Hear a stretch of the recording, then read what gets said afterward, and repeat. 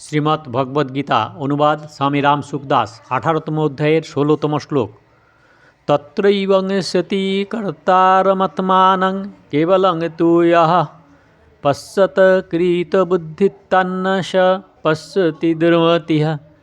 কিন্তু এইরূপ 5টি কারণ থাকলেও যে ব্যক্তি ওই কর্মের ব্যাপারে শুধু শুদ্ধ আত্মাকেই কর্তা বলে মনে করে, সেই দুর্মতি প্রকৃত তত্ত্ব বুঝতে পারে না, কারণ তার জ্ঞান পরিমার্জিত নয়। ব্যাখ্যা: কর্ম যত প্রকারের হয়ে থাকে সেইগুলি সবই অধিষ্ঠান, কর্তা, করণ, চেষ্টা ও দৈব, এই 5টি হেতুর জন্যই হয়, নিজ স্বরূপের দ্বারা নয়। কিন্তু তা সত্ত্বেও যে ব্যক্তি নিজ স্বরূপকে কর্তা বলে মেনে নেয় তার বুদ্ধি পরিশুদ্ধ নয়। অকৃত বুদ্ধিতাত্ত্ব, অর্থাৎ তিনি নিজ বিচার বুদ্ধিকে গুরুত্ব দেন না। জড় ও চেতন, প্রকৃতি এবং পুরুষের যে স্বাভাবিক বিবেক পার্থক্য তার দিকে তিনি লক্ষ্য করেন না, তাই তাঁর বুদ্ধিতে দোষ এসে যায়। সেই জন্য তিনি নিজেকে কর্তা বলে মেনে নেন। এখানে উদ্ধৃত অকৃত বুদ্ধিত্বাৎ ও দুর্মতি পদ দুইটির একই অর্থ প্রতীয়মান হলেও এর মধ্যে সামান্য পার্থক্য আছে। অকৃত বুদ্ধিত্বাৎ পদটি হেতু রূপে ব্যবহৃত এবং দুর্মতি পদটি কর্তার বিশেষণ রূপে উদ্ধৃত, অর্থাৎ কর্তার দুর্মতির হেতুই হলো অকৃত বুদ্ধি। তাৎপর্য হল যে বুদ্ধিকে পরিমার্জিত না করলে, অর্থাৎ বুদ্ধিতে বিবেক জাগ্রত না হলে তাকে বলা হয় দুর্মতি। যদি তিনি বিবেককে জাগ্রত করেন তাহলে তিনি আর দুর্মতি হন না। শুদ্ধ আত্মা কিছু করেন না, ন করোতি ন লিপ্যতে। কিন্তু একাত্মবোধের জন্য আমি করি না এই বোধ হয় না।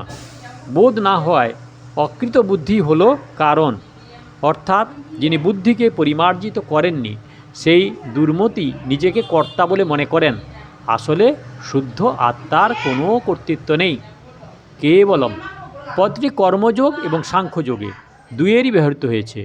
প্রকৃতি এবং পুরুষের বিবেকই হলো কর্মযোগ এবং সাংখ্যযোগ সাধন পথের মূল ভিত্তি। কর্মযোগ অনুসারে সকল ক্রিয়ারই শরীর, মন, বুদ্ধি ও ইন্দ্রিয়ের সাহায্যে হয়, কিন্তু সেইগুলির সঙ্গে সম্পর্ক স্থাপন করা হয় না, অর্থাৎ তাতে মমত্ববোধ হয় না।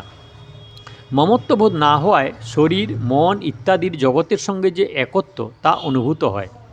একত্ব অনুভূত হলেই স্বরূপে স্বতই স্থিতি অনুভব হয়। তাই কর্মযোগে কেবলই পদটি শরীর, মন, বুদ্ধি এবং ইন্দ্রিয়গুলির সঙ্গে ব্যবহৃত হয়েছে। কায়েন মনসা বুদ্ধ্যা কেবলৈরিন্দ্রিয়ৈরপি। সাংখ্যযোগে বিচার বুদ্ধির প্রাধান্য থাকে।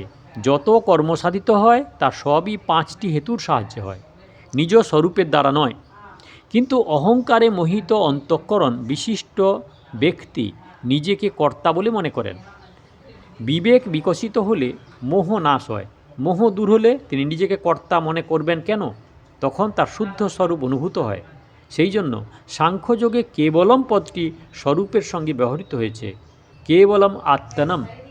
এখানে একটি ব্যাপার বিশেষভাবে লক্ষণীয় হলো এই যে কর্মযোগে কেবল শব্দটি শরীর, মন ইত্যাদির সঙ্গে থাকায় শরীর, মন, বুদ্ধি ইত্যাদির সঙ্গে অহম ও জগতের সেবায় ব্যাপৃত হয় ও স্বরূপ একইভাবে অবস্থান করে।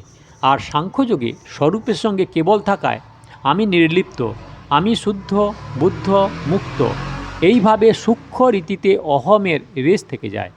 আমি নির্লিপ্ত, আমাতে কর্তৃত্ববোধ নেই। দীর্ঘ সময় ধরে এইরূপ স্থিতি থাকায় এই অহম ও স্বতই দূরীভূত হয়, অর্থাৎ তা নিজ কারণ প্রকৃতিতে লীন হয়ে যায়। শ্লোক নম্বর 17। यस्य नाहङ्कृतो भावो बुद्धिर्यस्य न लिप्यते हत्यापि स ইমাল্লোকান ন হস্তি ন নিবদ্ধতে। যার অহংকর্তৃত্ব ভাব নেই এবং যার বুদ্ধি কর্মফলে লিপ্ত হয় না, তিনি সকল প্রাণীকে হত্যা করলেও তাকে বধ করেন না বা আবদ্ধ হন না।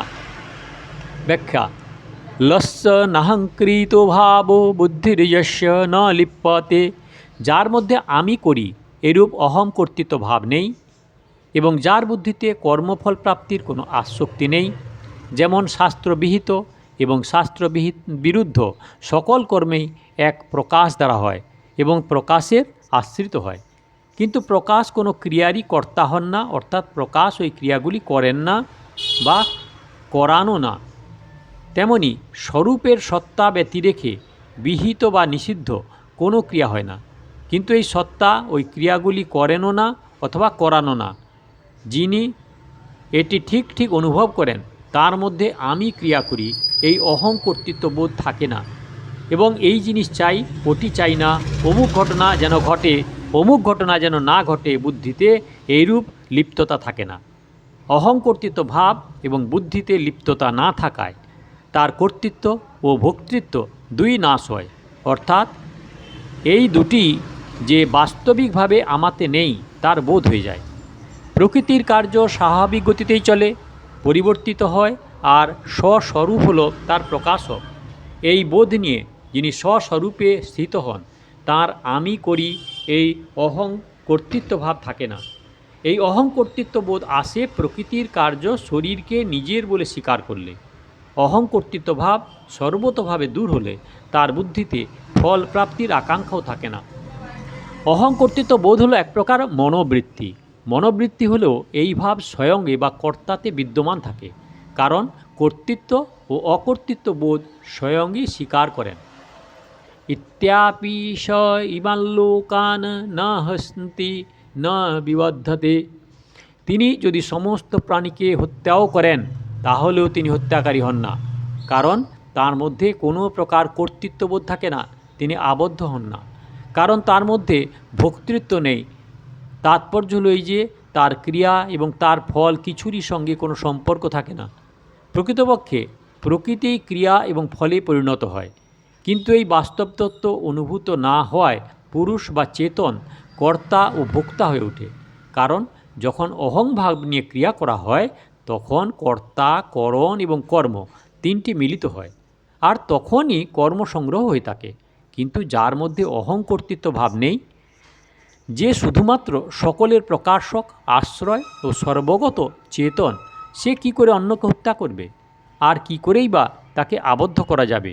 তাকে বধ করা বা আবদ্ধ করা কোনোটাই সম্ভব নয়। সকল প্রাণীকে বধ করা কি? যার মধ্যে অহং কর্তৃত্ব ভাব নেই এবং যার বুদ্ধিতে লিপ্ততা নেই। এইরূপ ব্যক্তি দেহ যে বর্ণ এবং আশ্রমে অবস্থান করে সেই অনুযায়ী তার সামনে যেসব পরিস্থিতি উপস্থিত হয় তাতে প্রবৃত্ত হলেও তার কোনো পাপ হয় না। যেমন কোনো জীবনমুক্ত ক্ষত্রিয় ব্যক্তির সামনে শতই যুদ্ধের পরিস্থিতি উপস্থিত হলে তিনি সকলকে বধ করলেও হত্যাকারী হন না বা আবদ্ধও হন না, কারণ তার মধ্যে অহং, অভিমান বা স্বার্থভাব থাকে না। এখানে অর্জুনের নিকটও যুদ্ধ প্রসঙ্গ উপস্থিত, তাই ভগবান হত্যাপি পদটির দ্বারা অর্জুনকে যুদ্ধ করতে প্রেরণা দিয়েছেন। অপি পদটির ভাব হলো কর্মে ভালোভাবে প্রবৃত্ত হলেও তিনি কিছুই করেন না। তিনি সব রকম ব্যবহার করলেও আমাতেই অবস্থান করেন। শরীরে অবস্থান করলেও কিছুই করেন না বা কিছুতে লিপ্ত হন না। তাৎপর্য হল এই যে সর্বাঙ্গীনভাবে কর্মে প্রবৃত্ত হওয়ার কালে বা কর্মে প্রবৃত্ত না থাকাকালে তাঁর স্বরূপের নির্বিকল্পতা একই থাকে, অর্থাৎ ক্রিয়া করা বা না করা তার স্বরূপের কোনো তফাৎ হয় না, কারণ ক্রিয়া হয় প্রকৃতিতে, স্বরূপে নয়। অহং ভাব বোধই মানুষের মধ্যে পার্থক্য আনে। অহং ভাব না থাকলে পরমাত্মার সঙ্গে পার্থক্য থাকার কোনো কারণ নেই। তখন শুধুমাত্র সকলের আশ্রয় প্রকাশক সর্বগত চেতনই থাকে। তিনি কোনো ক্রিয়ার কর্তাও হন না এবং কোনো ফলের ভোক্তাও হন না। ক্রিয়াগুলির কর্তা ও ফলের ভোক্তা তিনি আগেও ছিলেন না। শুধুমাত্র বিনাশশীল শরীরের সঙ্গে সম্পর্ক স্থাপন করায় যে অহংভাবকে স্বীকার করা হয়েছে, সেই অহংভাবের জন্যেই তার মধ্যে কর্তৃত্বভাব এবং ভোক্তৃত্বভাব উদিত হয়েছে। অহং দু প্রকারের, অহং স্ফূর্তি এবং অহংকৃতি। গভীর নিদ্রা থেকে উত্থিত হলেই সর্বপ্রথম মানুষের নিজ অস্তিত্বের ভান হয়ে থাকে, একেই বলা হয় অহং স্ফূর্তি। তারপর সে নিজের মধ্যে আমার এই নাম, আমি এই বর্ণ এবং আশ্রমের ইত্যাদি আরোপ করে। এটি হলো অসতের সম্পর্ক। অসতের সম্পর্কে অর্থাৎ শরীরের সঙ্গে একাত্মতা করলে শরীরের ক্রিয়াগুলিকে আমি করি এই ভাব উৎপন্ন হয়, একেই বলা হয় অহংকৃতি। অহং থেকে সৃষ্টি হয় পরিচ্ছন্নতা, তাই অহং স্ফূর্তিতে পরিচ্ছন্নতা বা ব্যক্তিত্ববোধ দোষ থাকে। কিন্তু এই পরিচ্ছন্নতা বন্ধন কারক নয়, অর্থাৎ পরিচ্ছন্নতা থাকলেও অহং স্ফূর্তি দোষণীয় নয়, কারণ অহংকৃতি অর্থাৎ কর্তৃত্ব ছাড়া নিজের উপর গুণ বা দোষ আরোপিত হয় না। অহংকৃতি হলেই নিজের মধ্যে গুণ ও দোষ আরোপিত হয়, যার ফলে শুভাশুভ কর্মের সৃষ্টি হয়। বোধ হলে অহংস্ফূর্তিতে যে পরিচ্ছন্নতা থাকে তা নাশ হয় এবং শুধুমাত্র স্ফূর্তি থাকে। এই অবস্থায় মানুষ বধ করলেও সে বধকারী হয় না এবং আবদ্ধও হয় না।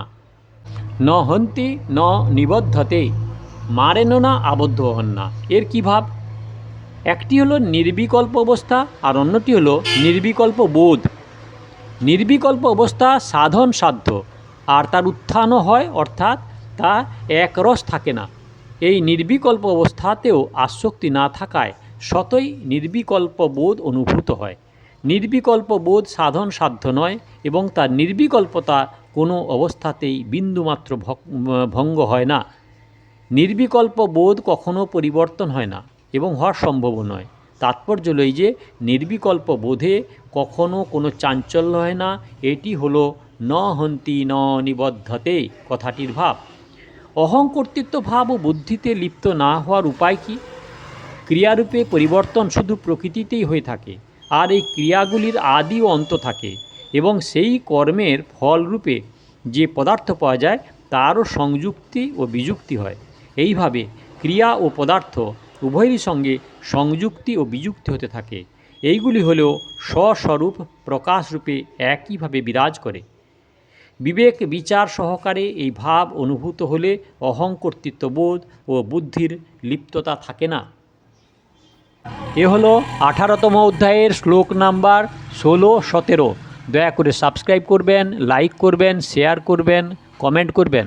আর সাধকগণ, সাধক সঞ্জীবনী শ্রীমদ্ ভগবদ্গীতার শুরু থেকে শুনতে হলে কাকন বা সুতে ক্লিক করে ভিডিও দেখুন, আর আগের ভিডিওর জন্য দয়া করে অপেক্ষা করুন।